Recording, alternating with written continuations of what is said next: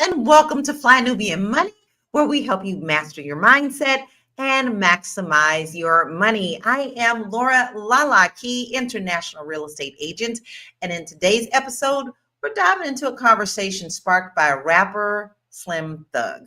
Now, he says Black people need to stop blaming white people for their problems in 2025. He also argues that it's not the same white folks, it's people from before. Now, this is a pretty bold statement, and it opens up the door for a deeper conversation about personal accountability, systematic barriers, generational traumas, and progress in the Black community. And today I am joined by my royal court.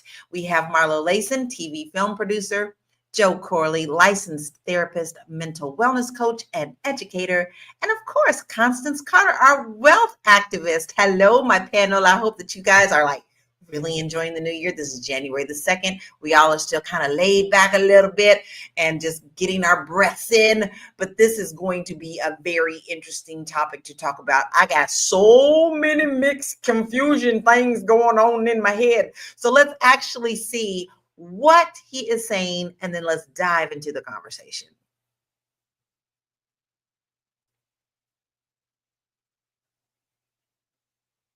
Ain't white folks no more. We gotta let that go, kid. Them people, that wasn't even these people. That was some people before them. So at the end of the day, everybody showed us they can do it from scratch. So we can't be waiting on nobody to give us nothing. Everybody just gotta do it, no matter where you come from. You gotta do it from scratch. I ain't had shit and look at me now. So if I could have did it, you could have did it now. We gotta stop making excuses. Stop waiting on motherfuckers. We gotta take advantage of this shit. We gotta be happy on purpose, doing shit that make us happy. It's 2025. We can't blame white folks no more. We gotta let that go, kid. Them people, that wasn't even these people. That was some people before them. So okay, well, I'm going to hold off on what my thoughts are on that. So I'm going to start with the panel. Let's start with you, Marlo. What are your initial thoughts about what he's saying? Do you agree or disagree with him? I think that this is the way that Southern men, like you show me a Black man who fishes and hunts and has his own business in the South, and I'll show you somebody that probably has the same ideology, right?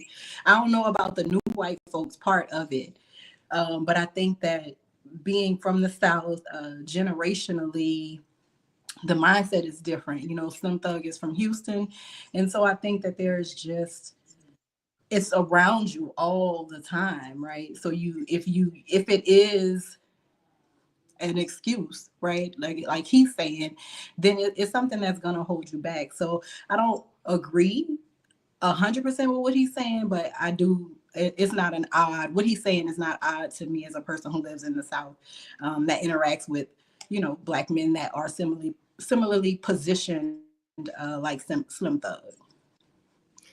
Agree. I think that's some good points in there. Joe, now I see you doing this. So I want to hear what your initial thoughts are on this, please. Yeah, I mean, blaming, okay, we can say, yeah, we can't blame, but I don't know. I feel like we maybe shouldn't be dependent upon white folks to better our situation. That would be a better way to say it. But you can blame who you want to blame. I mean, I personally can say that I've been affected by racial discrimination in my lifetime. It has made my life harder. So I'm going to blame that and put that blame where it belongs.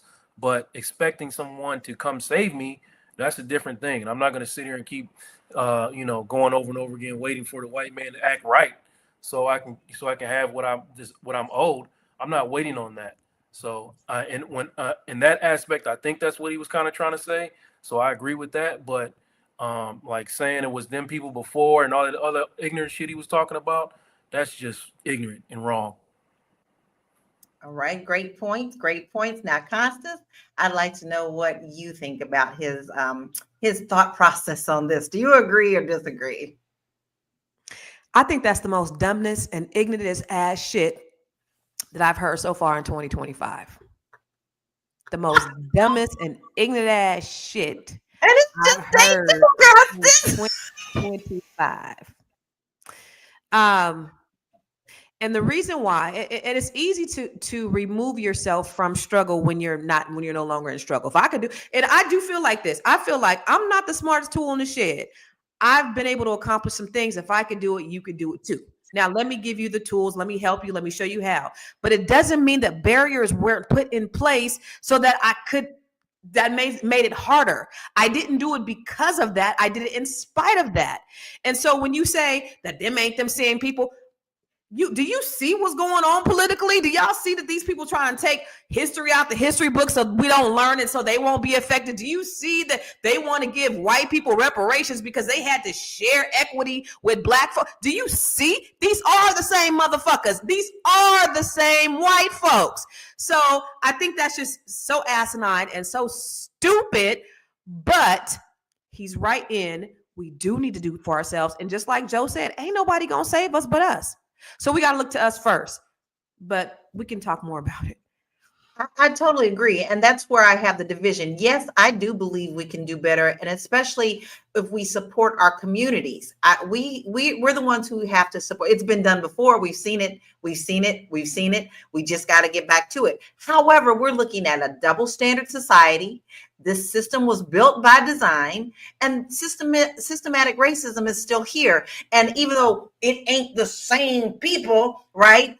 It's been taught in their homes as well. So this generation has also been taught the same thing. And whether they know it or not, they still have those thoughts in their head. So I don't agree with him 100% at all. I don't even agree with him 50%.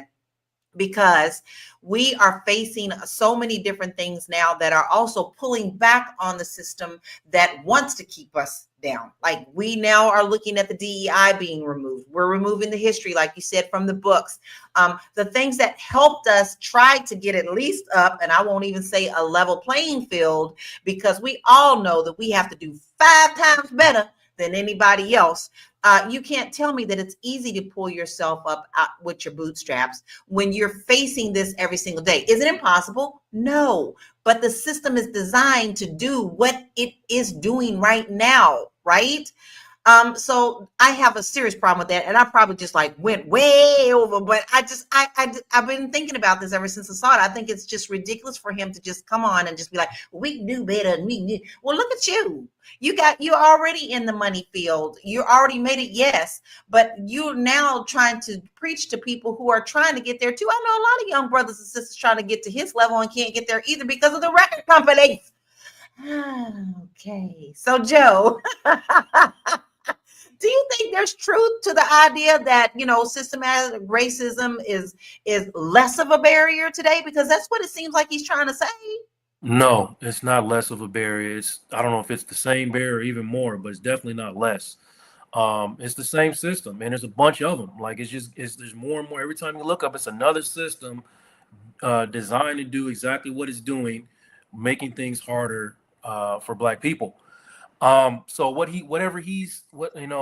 the invalidation of everybody's experience is that's not okay. I personally, as a therapist, do not like to see another person invalidate another person's experience just because he was able to succeed in whatever systems that are out there that allowed him to be rich and famous. Look, like I said in the beginning, I can validate that my life has been harder due to racial discrimination. That doesn't mean I'm complaining. That's a fact.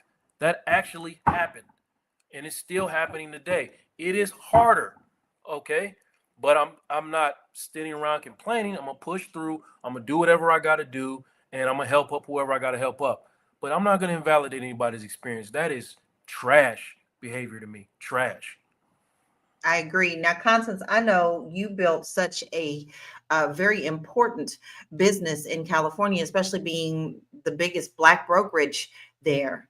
And we know that you work very hard for that. But I also know that, guess who they putting on the multi-millionaire listing, right? We ain't never seen none of us on that. So can you explain or talk about some of the things that maybe you have faced and were able to overcome? Yeah, so I've had the double entendre or the double thing, right? So being Black and being a woman, you automatically have people who don't want to do business with you because you're Black and you're a woman. You automatically, so what I've always had to do is I've always had to provide excellent service. I had to go above and beyond. Mediocrity is not acceptable at all with me or anybody that I associate myself with. So in order to be good, I got to go be excellent. Yes, I got to operate in excellence at all time. You come to my office, you see excellence. You don't see mediocrity. You don't see no bullshit. You see excellence when you come in there. I made sure that the people who work for me, the first people that greeted you were greeting you with excellence, right? They were all Black faces, and then when I had, I had everybody work for me. So we were Black owned, but we weren't Black only. So I remember the white people would say, other people are really racist and they wonder why we work for you.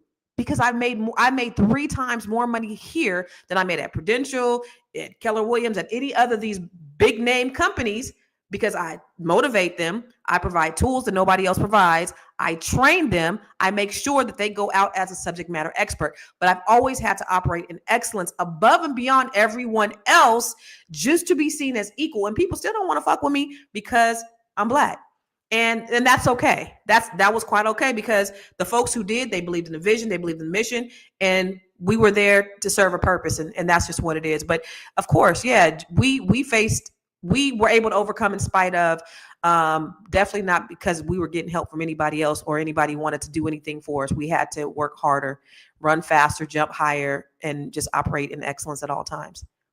But I see that. I mean, not only in real estate, we see that in all jobs. So Marlo, I want to ask you, have you faced something that you feel like you've had to overcome or be 3-4 times better than our white counterparts within your field of being in journalism?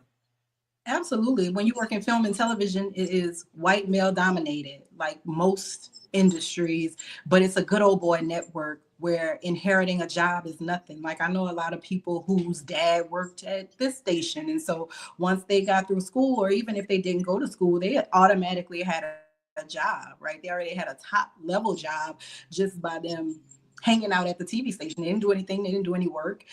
So I think that nepotism is probably one of the biggest factors that's used against us, where they don't have to be racist, right? Because they're supporting their next generation, right? So they don't have to appear to be racist. They don't have to appear to be bigoted, because they can just pull up their cousin, or they can pull up their son, their daughter, whoever it is. So I think that race-based nepotism, right? Because I can't do the same thing. I could never bring my son on a shoot and have an automatic guarantee of a job for him. I have to create that media company to employ my children, right?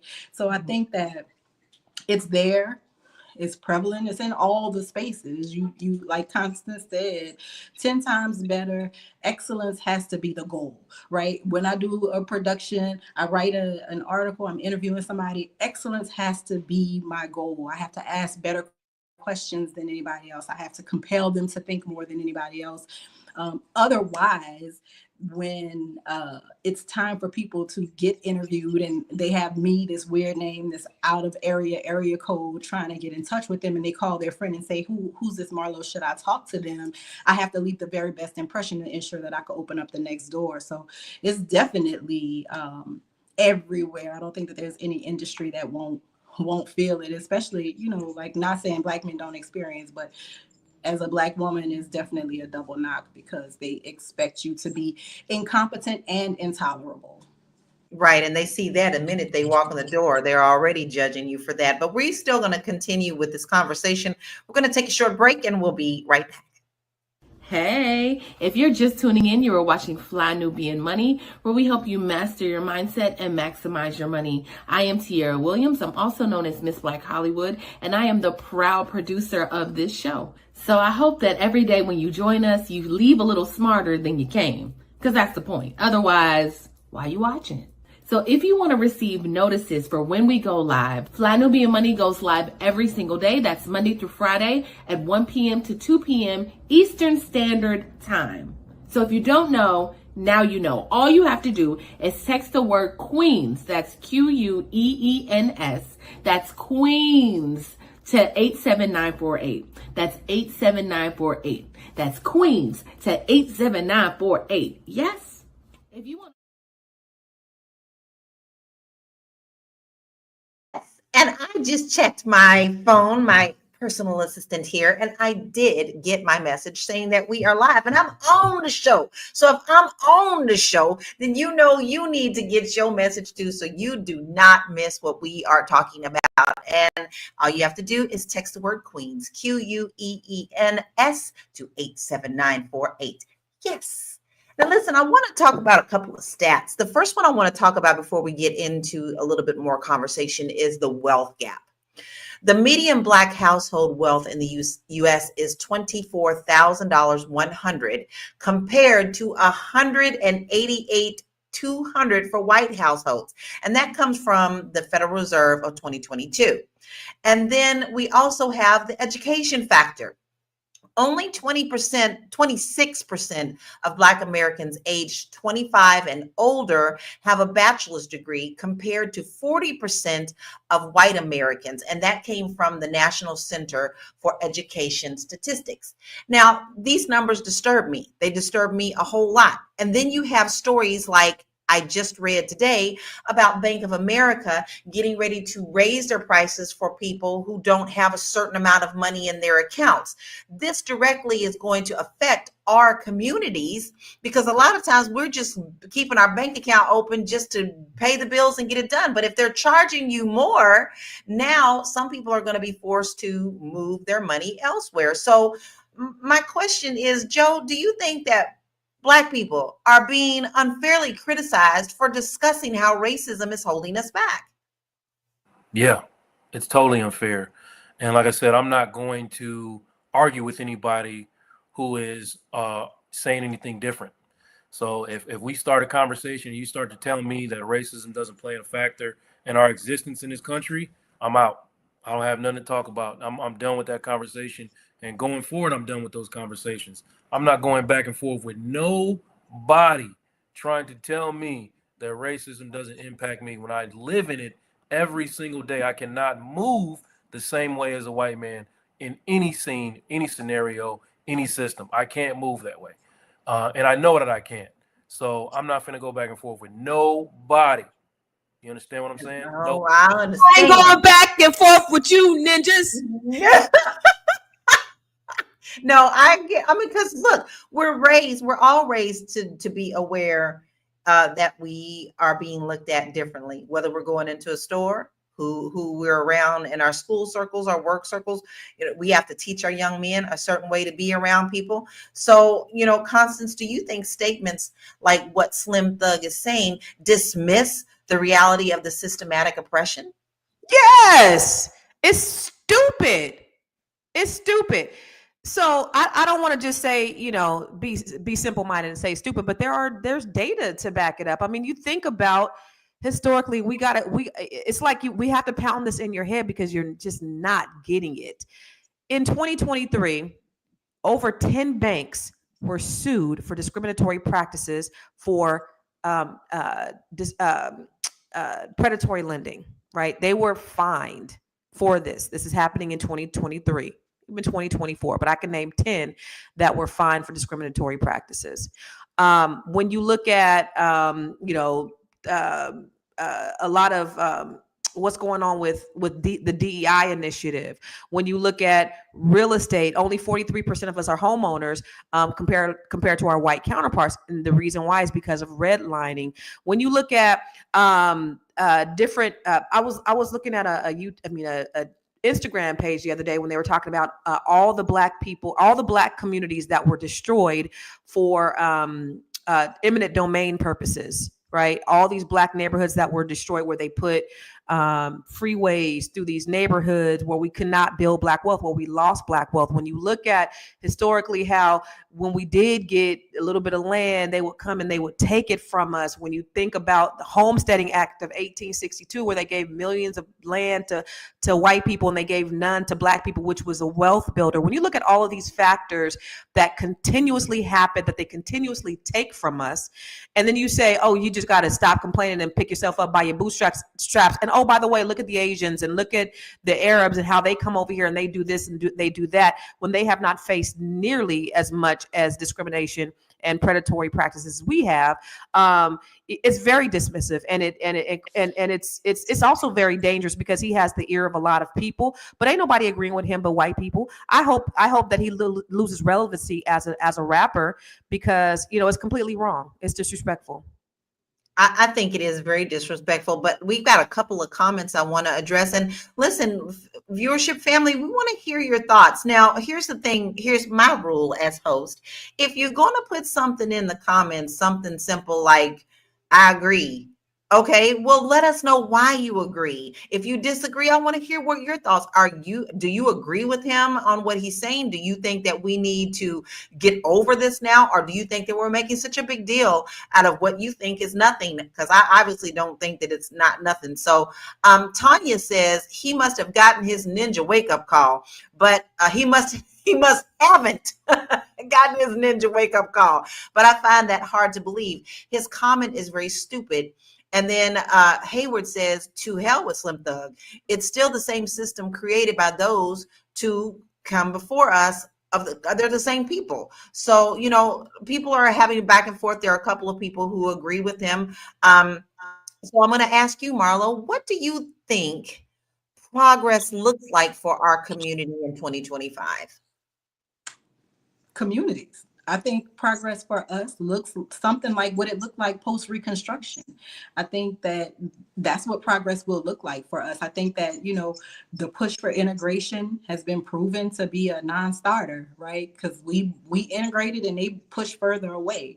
So I think that it will be us building great Black communities and building Black families, right?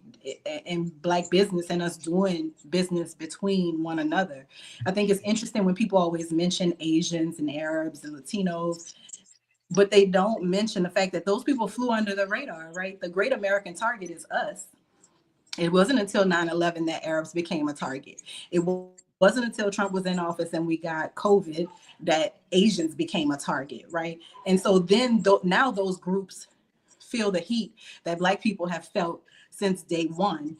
And so now it's alarmist, right? Because these high performing groups, not the Blacks, right? These high performing groups that don't cause trouble are now being affected by this great American stain, I don't know, mindset, whatever you want to call it, racism.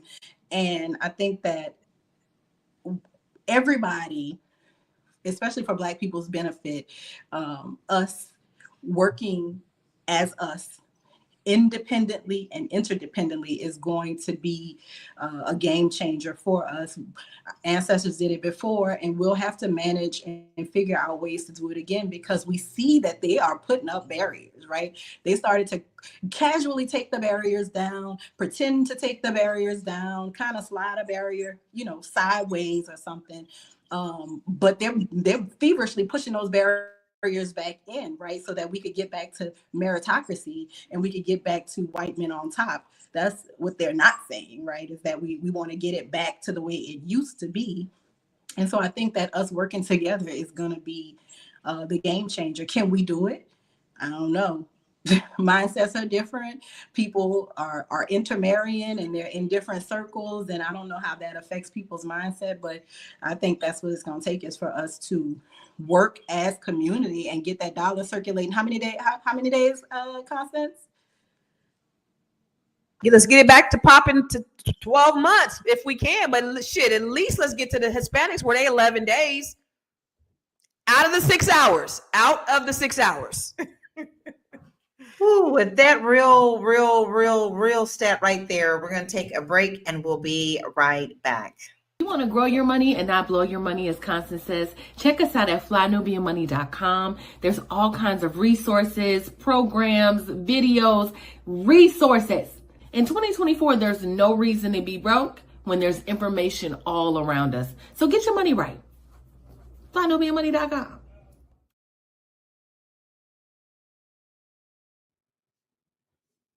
Show money right. We've been telling you all along that we are here for you. What is our name? Fly Nubian Money. We help you to get your finances together. And we have wonderful resources at our website, flynubianmoney.com. There's no reason for you to be lost. You can go there and get your starting point, because my saying is always this, and you're going to hear it all through this year. If you want to get to the finish line, you have to be at the starting point. You can't say you're going to reach a goal if you don't see where you are at the starting point. We help you at least line up at the starting point so that you can see the goal. So make sure that you go to flynubianmoney.com and get your free resources. Now, listen, we had a comment that I think is very interesting.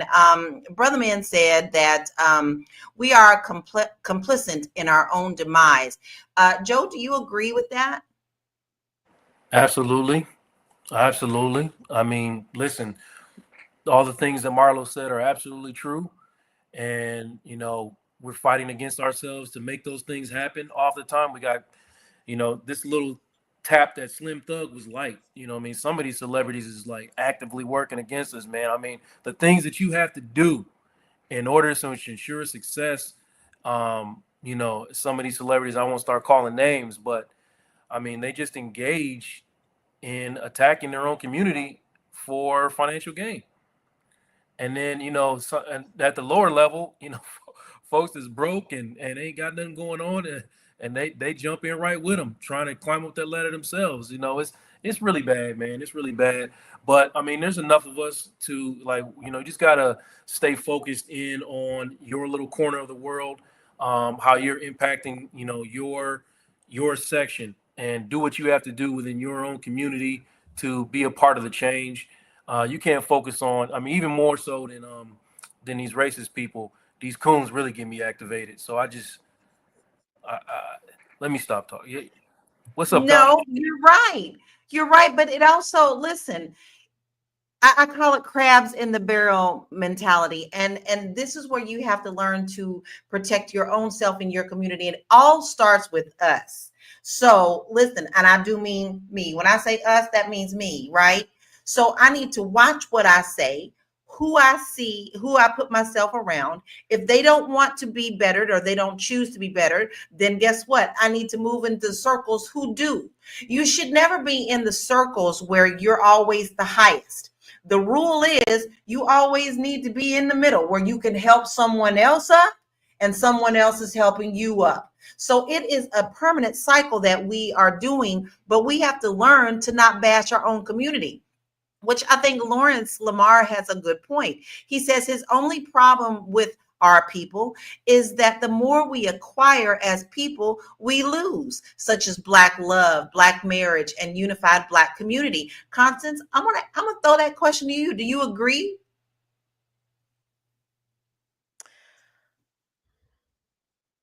It's hard because I think it's painting us with a broad brush because we're not a monolith. So it's hard to say that the more we acquire, the more we lose.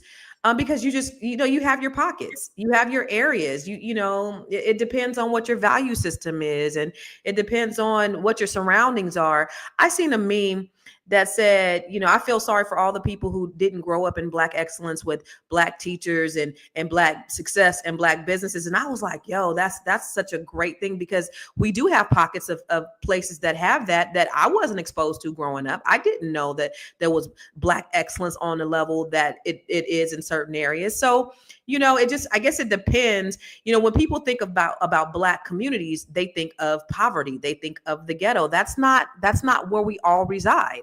I live in a beautiful Black community where everybody here got $1 million houses, and mostly people here are Black. So we there's just a variety, and it's hard to just say that we're all that way. I think there is unity, but can it be done more? Can it be done on a bigger scale? Absolutely. But I think it has to start with the small pieces, and we just gotta each one teach one. Continue to have these dialogues. I agree. That's why I said you gotta always be the middle person so you can help someone, because someone is helping you. I love being called a coon. That's a new one for me. Yeah, I think you in the wrong broadcast, bro. But that's okay. We all laughing at that because you just needed your attention. Did you get your attention for today? I'm so glad you did. What you gotta say? Who called us coons? Your face always called us coons? That comment back up. Put that comment back up, T. Yeah, put the comment back up. We the real coons. You guys are the real coons trying to keep Black people in victimhood. You Democrats, bro, wrong one. I ain't even a Democrat and I ain't a Republican either. So back off. But we're going to hear what Slim Thug has to say again so that we can unpack some more things. So let's watch the video.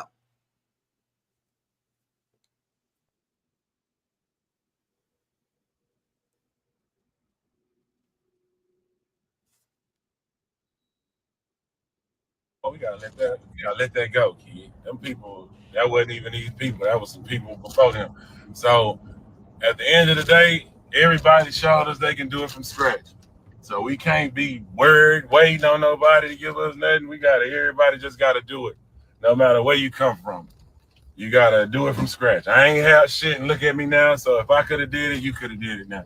We gotta stop making excuses, stop waiting on motherfuckers. We gotta take advantage of this shit. We gotta be happy on purpose, doing shit that make us happy. It's 2025. We can't blame white folks no more. We gotta let that go, kid. Them people, that wasn't even these people. That was some people before them. So, Well, according to one of our viewers, the Blue Collar Black says Slim Thug has built thousands of affordable houses in Houston, and that all went to Black people. And Slim Thug is actively in the streets with food drives, clothes, and school drives, all independent. Well, I'm glad that he is. I really am. But that's exactly what we're saying. We do face a lot of things. He has the ability to do that, whereas some people may not have the ability to do that. So, and it's all based on what was built for the design, and the design is working the way that it should. So if he is doing that, I'm very proud of that. But I want you to check this graphic out. Slavery was so long ago. Get over yourself. So let's look at this. 1625 slavery. We were in slavery for 265 years. Then we moved into 99 years of segregation. Okay, now look at the slavery, long slavery that goes with the mentality, that goes with the rules that were put against us. They even put in things that, even though it seemed like we were supposed to be free, they weren't even telling us about it. And then also we didn't have the right to vote. We didn't have none of that. We had no say in the communities. We moved to segregation for 99 years, right? Then we claimed we are free in 1964 to up to 2014. And in the yellow, guys, we don't know what we're seeing. We're moving back and forth in this graph. I think we are literally seeing history rewind itself. Now, do you think that I'm pretty off with that, Marlo? You're definitely not off. And I just want to push back against our great graphic. That was fantastic. The actual first slave ship came here in 1619. So we got to back that up. She started at 1625. We got to back that thing up a few years, right? I think that racism is taxing, right? It's emotionally taxing. I remember the first time I experienced racism, I was a little girl, maybe like 7 years old. I had no idea what it was, but I couldn't carry the banner. After reading so many books, I was supposed to carry the banner for our little book thing, right? And this teacher just legit would not let me carry the banner.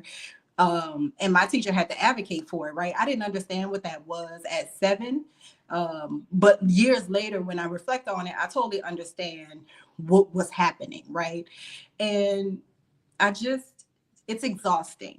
So I wish Slim Thug had said what he said in a more artful way, because I do feel like to some extent I get what he's trying to say, just artfully behind the wheel of the car while you like wheeling through the streets of Houston talking crazy is like not the answer. With a smoking a joint. While smoking a joint, right? I do think that we have to accept racism is here. It is the rule of the game. They're not going to change the rules. They pretended they were going to change the rules for us to make it more inclusive, and they're not.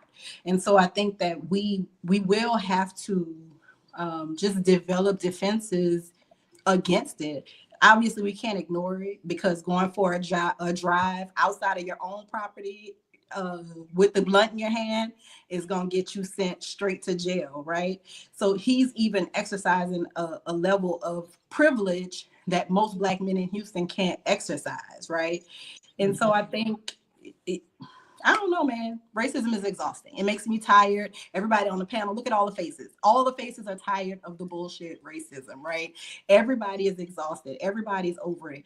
Joe said that the cooning make him madder than the racist, right? It's just such an exhausting endeavor. It is like a fucking hamster wheel, pardon my Spanglish. But it's like a hamster wheel, right? That you will never, we won't get off. So we're going to have to work together collectively to figure out what that looks like. And part of that is, I know y'all don't want to hear this from me, part of that is electing Black people that are going to put forth Black platforms, because we can't be absent from the government. We cannot afford to be absent from the government. And so, I don't know, y'all. We need to have a Black people meeting. Constance, send out the email for the Black people meeting. I got you. I'm on it. I'll be at the door waiting. I'm on it. So, Joe, we're talking about a different generation here. We know that just as soon as my parents and great grandparents were a huge part of, the civil rights movements. Do you feel that the older generations have a different perspective on racism than the current generations? Yes, for sure. And it's very hard to put myself in the shoes of someone who grew up in that generation. I mean, I speak to, a couple of my ancestors who are still alive, and they talk to me about how difficult things were during that time. But they also, talk about the disappointment of, the way we're carrying ourselves now. So there's a rough balance in between the two. But for me, looking at the way things were before, and I'm not talking about 60s, 70s, and then going through the 80s and 90s. It's just I look like you take one of these movies or one of these speeches or something from that day, and you could put it in now, and it sounds the same. It still applies to what's going on today. So the way we attack the situation may be different, but the problem remains the same because it's systematic. It's systemic. It's the way it's supposed to be. It's doing what it's supposed to do. It is actively designed to keep Black people down, because if we ever figure out how to get up on our feet, it's going to be hell to pay. At least that's what they think in their mind. I don't want to know what Black people revenge looks like. Right, because they honestly think that we're going to do to them what they did to us, and I think that is their biggest fear, and that's just the truth of the matter. Or else they would be fighting so hard to keep us in our place, and they have such a problem with Black excellence, and so you can't tell me, you just can't tell me that this is still not continuing today.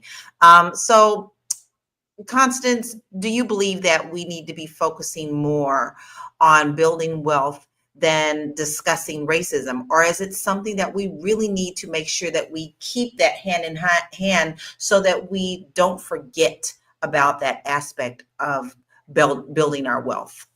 So, I mean, it's not like we're talking about it because we just want to be victims. We're sharing our experiences. Sure, we definitely got to swing the pendulum the other way and talk about more positive things that are going to, that are going to enlighten us and better our situations. But, you think about this and for the people like Slim Thug, them ain't the same people. That what I just think about my great grandfather. My great grandfather, he was born right after the Civil War. In the 1870s. His parents were born into slavery. That wasn't that long ago. That's my mama's grandfather, y'all. That was born so my grandmother's grandparents were slaves, right? My grandmother could not vote. That's my grandmother. My mom and them couldn't drink at the same fountain as white people. That's my mom and them. You know what I'm saying? I went to New Orleans to the I think it was the Whitney plantation, one of the plantations. They still had people that were slaves in the 70s. That was not that long ago. So for y'all talking about them ain't the same people, they different. With these the new white folks, Yes, there are some really great white people out there. I'm not saying that they're all bad, but the people, a lot of people in power, they're definitely not. They definitely ain't. A lot of them ain't the good white folks. So we have to. It's not that we're talking about it because we're controlled by it or we're conditioned by it. It's the experiences that we're having that are coming up for us. You know, me as a woman, you two as women, we have that too. We have the woman thing, we have the black thing, right? I'm black first, but we have both of those factors that we have to deal with. So yes, I want us to focus on building wealth, but in spite of, sorry, it's not that it doesn't exist.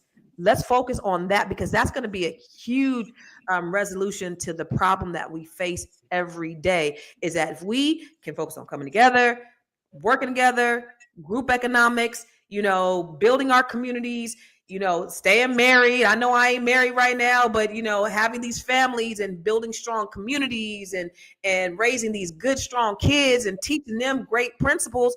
That's the thing that's going to change the dynamic of our community. In spite of all that other shit, it's still important. It's still very, very real. But yeah, all of that. All of that. All of that. I wish you could see my foot tapping over here. We're going to take a quick break. We'll be right back. Fly Nubian Money is now on Spotify. Yes, yes, yes. We are on Spotify. So if you can't watch us, you can listen to us. All you have to do is search Fly Nubian Money and we will appear. All of our episodes. Make sure that you leave a 5-star rating and reviews so other people that come along and are looking for a good show to watch, they'll follow us too. If you are interested in being on Fly Nubian Money, sorry, I don't have any spaces. I'm just playing. If you are interested in being a queen or a king on Fly Nubian Money for the day, please reach out to me. I'm at info@realvirtual.net. That's info@realvirtual.net. Also, if you need help with your business, go ahead and send me an email for that too. Okay. I've said enough. Now back to the show. You didn't know we did magic here, did you? We do all sorts of magic because we got it going on. So not only are we on Spotify, so that if you can't sit down and watch us, maybe you're taking a jog, maybe you're driving in your car, you can listen to us. Make sure that you go to Spotify and you download us and then you give us a 5-star rating so that other people can find us too. So the more 5 stars we got, the more people are in on the conversation. But then again, we also have our magic email address, which is info@realvirtual.net, info@REELVIRTUAL.net. We are in a new year. Maybe you're struggling with trying to get your time together because you're trying to do it all in your business. Well, guess what? It's time to learn the very valuable word called delegate.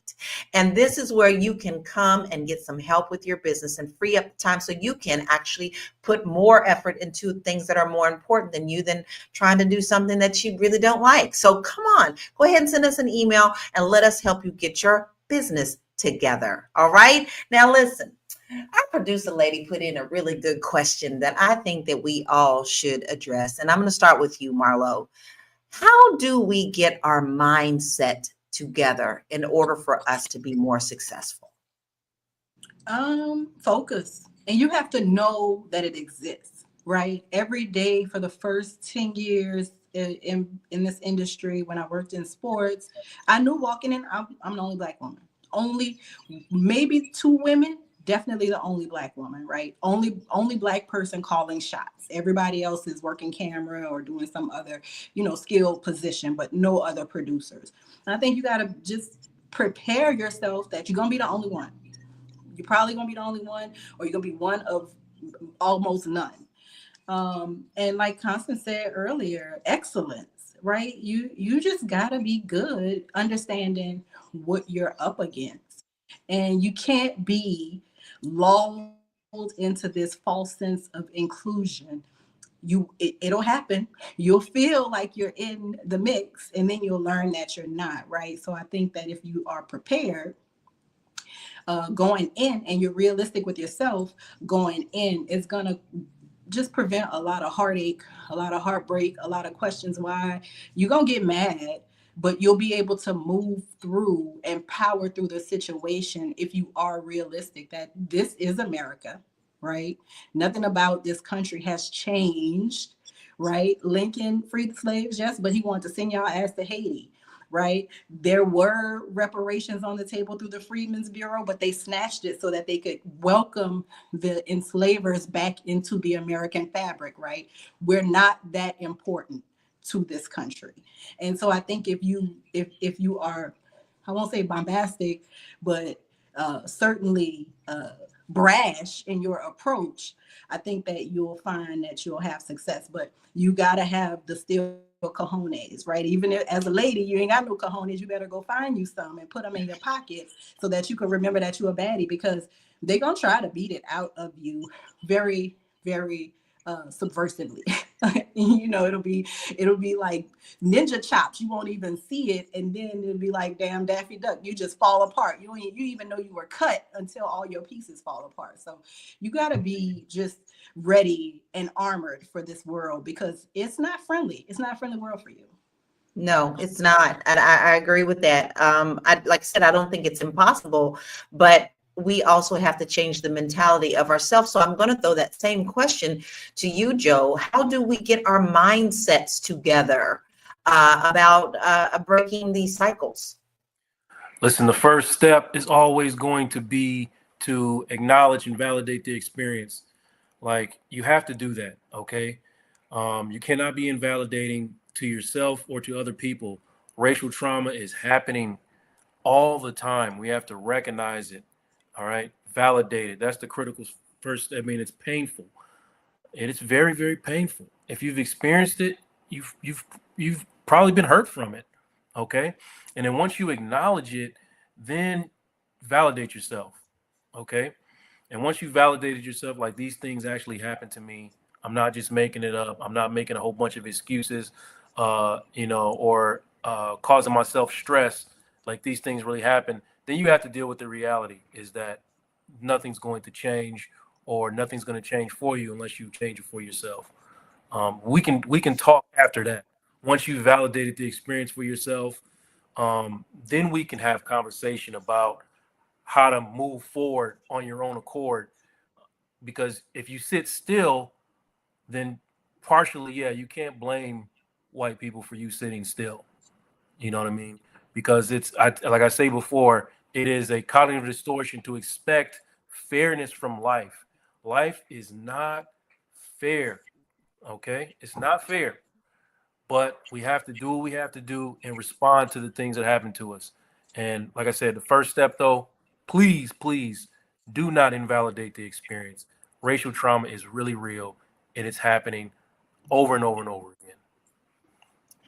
Yeah, I totally agree. What about you, Constance? How do you feel like we need to get our mindsets together? So I would say first, you really have to set the intention. Do you really want to change? Do you really want to change your situation? Do you want to change your family situation? Do you want to change the situation of your community? Once you set the intention, then that's the start of things start to move. Once you made a decision in your mind, God is going to put all the right things together in place for you to do what it is you need to do. Now, are we going to change the world overnight? No, but it starts with the little things that we do every single day to change our lives for the better. So, y'all, it's 600 some people watching this live right now, right?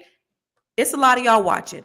If you are actually implementing some of the things that you learn when you do the things that we talk about and share, and not, I see people, stupid people on here fighting, talking about real hair and all that silly ass shit that don't mean nothing, make no sense or anything like that. But if we talk about really moving the needle forward with our community and taking the steps and sharing this with our families, our community, what can we do? Y'all are here for a reason. Y'all ain't here to be entertained. You are here to learn something.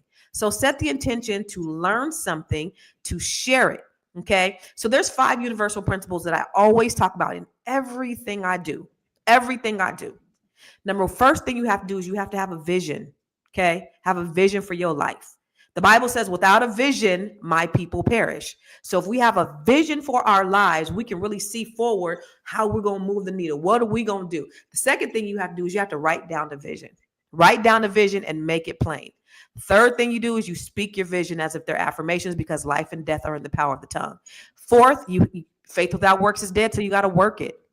And then the fifth thing is the manifestation. Everything that you do, everything that you put out there, everything that you sow, you're going to reap back. So if you really want to see change, all that bickering shit that I see that's going on in the comments, all the things that we talk about, all the crabs in the barrel and all that stuff, if we think positive, we make a decision, if we're intentional about what we do and how we move, we can change the game. We got to throw out all that silly shit. And that goes right back to our points. You know what? This is one of the things that they're afraid of, that we will stop doing that and get on one accord. And when we are one accord, we can be completely unstoppable. We have Black excellence around us all the time. All the time. We see it in our children. We see it in those before us. We see those who have paved the way, and we acknowledge that. But it is also us who can be detrimental to ourselves in the fact that we could be pulling each other down, hoarding your knowledge, hoarding your educational, hoarding this, hoarding that, because you think that Betty Lou's gonna get a little bit more than you, or you're trying to keep up with the Joneses. We have to get out of that mindset, because you have to understand how powerful you are, and it wouldn't be a big deal if they was trying to keep us squashed. If they're trying to keep us squashed for a reason. And so these things we address here, we understand that there are setbacks and holdbacks amongst ourselves as well. But if we don't talk about them, we will never be able to get over them. So this is why we come on and we talk about how you can raise your level of consciousness, your mindset, in helping yourself to pull yourself up, as well as someone else. So I'm with you, Constance. I'm really tired of the bickering back and forth with people trying to, well, you got good hair, you don't got good hair. You got this, you got that. We got to stop with the clown show and get all on one accord. But you often hear, and I hear it all the time, where are our Black leaders? Because during the civil rights movement, long before that, and even before that, and even before that, and even before that, we had Black leaders. I don't really necessarily feel like we have those type of leaders today. So Marlo, I want to ask you this question, because you hear this all the time. What does accountability look like for Black leaders? And do we really need them the way that we needed them before? Black leadership is so tricky. For one, I think that we need to if we're going to have Black leadership, right, we need to get back to local organization, local organizing. This idea of an Al Sharpton that's talking on behalf of all the Black folks, this idea of a Ben Crump that's talking on behalf of all the Black people, that is garbage, right? That is no way to go, first of all, because if there's only one, and that is the person that is to be the voice, then what happens when they're influenced, right? What happens when they get the meeting on our behalf and they go in and then they come out, they got something, but we ain't getting nothing. So I think that this idea of like one person speaking for Black people is crazy, because what Black people in Louisiana need is different. Constance lives in a very wealthy enclave for Black people. I don't want to say where she lives specifically, but she lives in a very wealthy enclave for Black people. There's what people need in the West, on the West Coast, California Black people need something different than Oregon Black people. So I think that we have to get back to a very hyper local or hyper regional strategy for us, right? So that there are people who can talk to the Congressional Black Caucus, or there are people who can get into these business meetings, right? Business leaders that have access, right? And I think that is, if we can do it, if we're really willing to organize in a way that's meaningful, the way that people were organized. I'm looking back into some of the state civil rights history, and the way that people were working together with just trains and letters, And the fact that we have the whole ass internet and we can't get on one accord is really bothersome to me. It really bothers me because people were communicating. They were saying, look, we need help over here. And people from other places were coming. They were sending resources. They were sending help. They were writing news stories that were informing people in New York about what was going on with their cousins in the South who otherwise wouldn't have known, right? So I just think unity is the thing that's missing. That's something that we had, and it has gotten whitewashed, watered down, intermingled, and forgotten almost. So if we can get back to unity, I think that's a great place to start. But for right now, we just aren't. Like I see a lot of activists, right? Black activists. And I know a lot of activists where I'm from in New Orleans, and I'm meeting a lot of people here in Shreveport, and they argue. They're on the internet arguing, right, about who's the most relevant. So if you Negroes think that your internet relevance is what's gonna save us, it's just all over the place. And so leadership and unity are going to be very important, but there's not one leader for Black people. Again, Constance got to send out the email for the Black people meeting so that we can get the committee together, get these regional little sects together so that we can actually start to organize again, because we got very disorganized in the 70s, 80s, 90s, and up to now, right? So as long as we've been free, we've been mostly disorganized. So let's get organized, my people. I think it can be done. It can be done. We're going to take a short break and we'll be right back. Hey, what's up? It's your girl, Constance Carter. Where am I? I am on a yacht in the Baltimore Harbor, and I am doing my 7-figure strategic planning solo, baby. I plan on having a 7-figure year. I partnered with the Fly Nubian Money, and we are putting together a training that's going to help you to put together your 6- and 7-figure ecosystem. Yes, there are things that you need to do, strategies you need to put in place so that you can implement and have a 6 to 7-figure year if you don't already have one. If you got a 6-figure year, let's go ahead and get you a 7-figure one. If you got a 5-figure year, let's get you a 6-figure. Let's get you there. Join me, the Fly Nubian Money Club, and let's grow your money in 2025.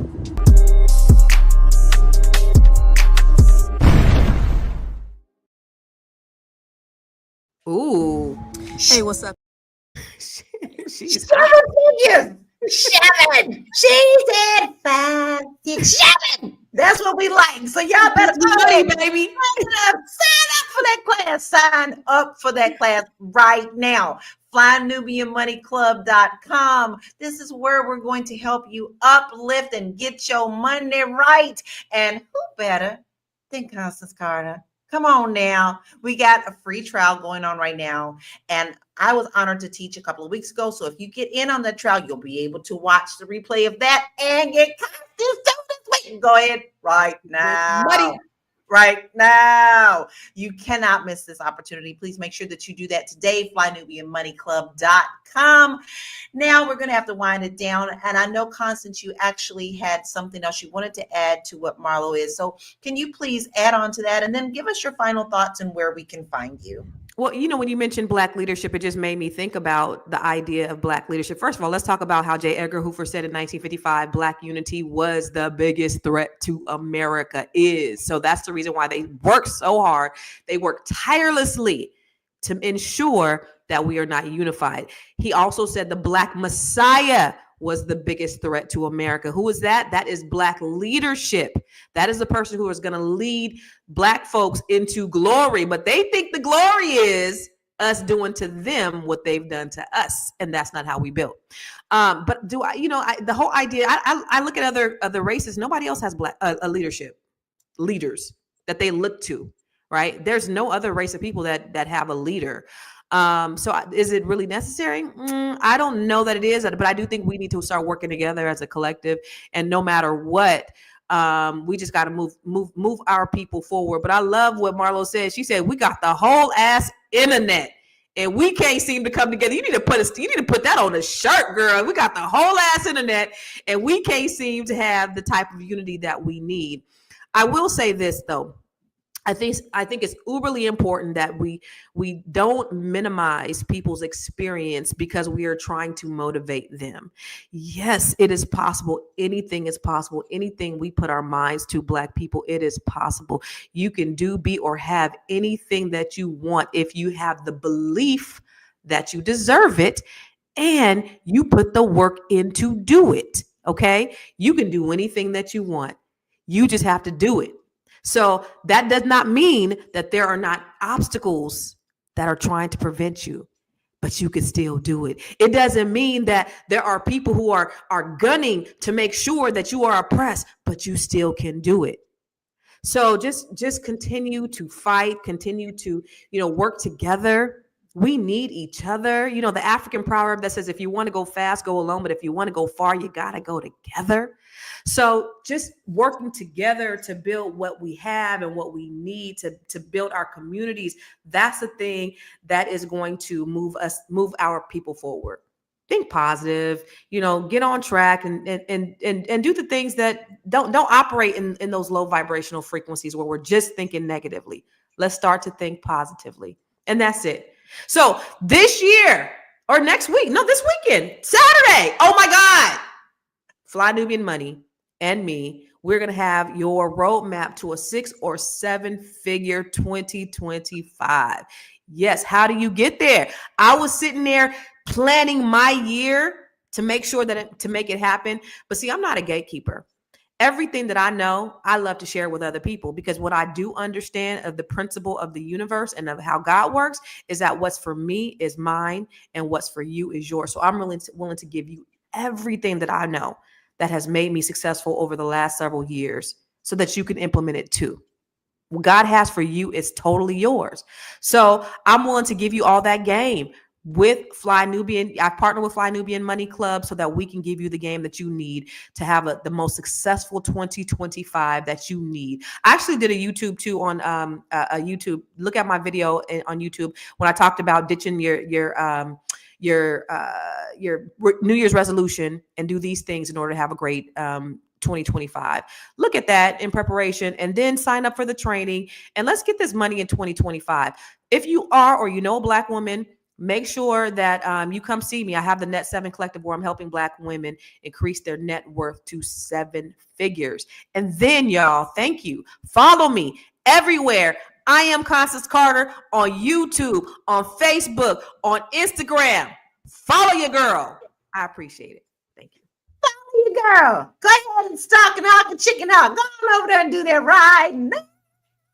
All right, Marla, what is your final thoughts and where can we find you?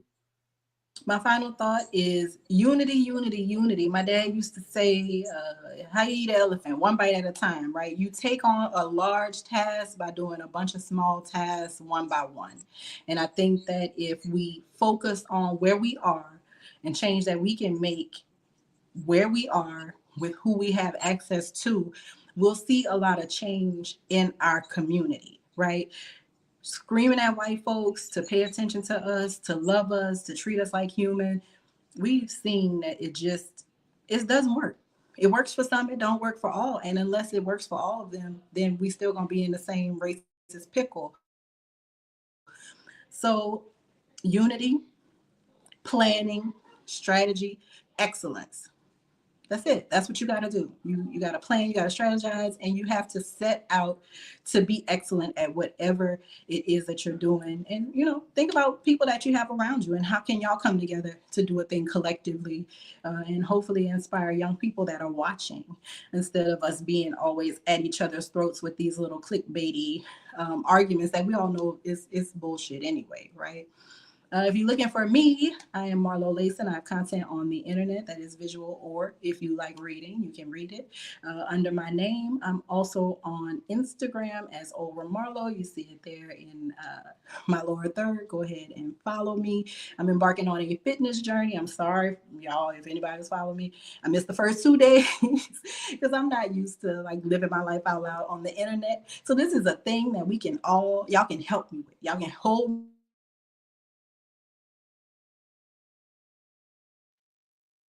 I think we lost her. Oh no, we're gonna hold her accountable. Me Okay. accountable. That's a little bit of my workout plan as as I will march to May 24th, where I plan to participate in an amateur bodybuilding competition.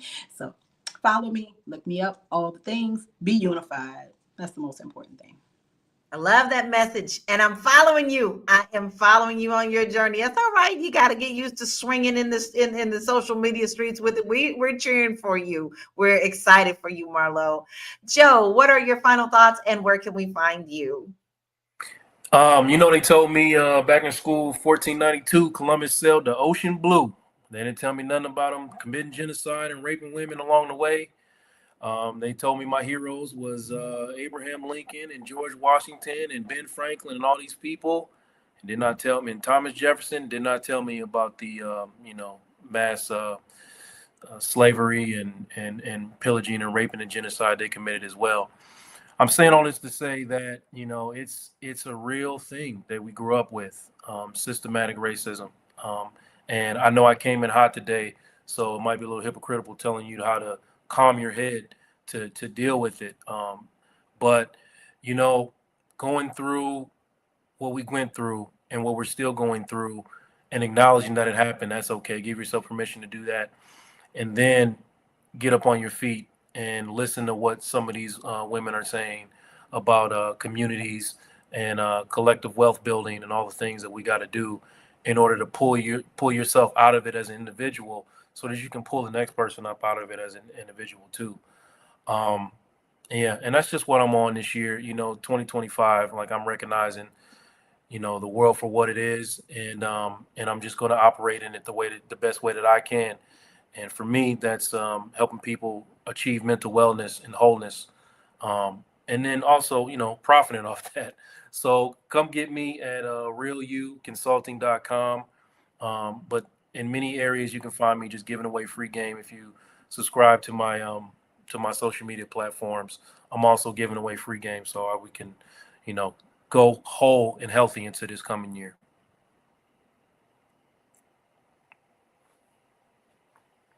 You don't have no reason not to follow Joe. Okay. You got to go and do that right now. He just said the magic word. Y'all always talking about what can you get for free. He said he has a lot of things for you to help you get your head right. Okay. So we all need that. And here is my final thoughts. Listen, it all begins with you. You've heard me say it before. You're going to hear me say it again. But the thing that you need to do is get your mind right. You need to set yourself down, really get quiet within yourself, write out what your life journey goals are, not just throwing them out there just because you think everybody else is doing the same thing.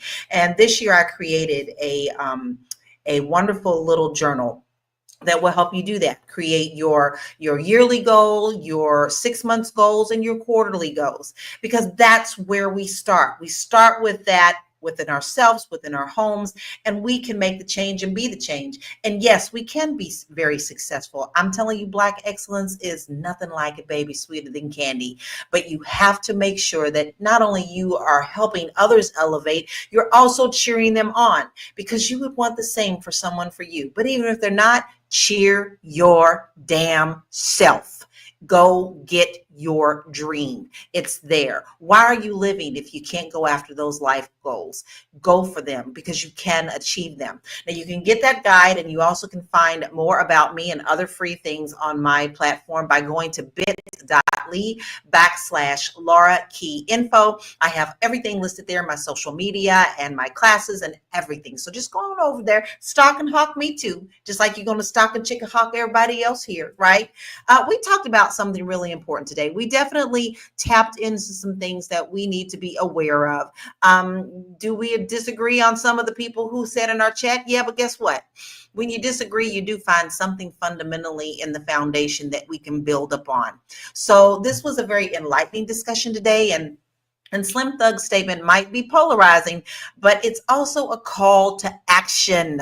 Whether it's about personal accountability, systematic change, or building wealth, it's clear that we need to work together to create solutions for lasting progress. So let's keep the conversation going and find ways to uplift ourselves and each other.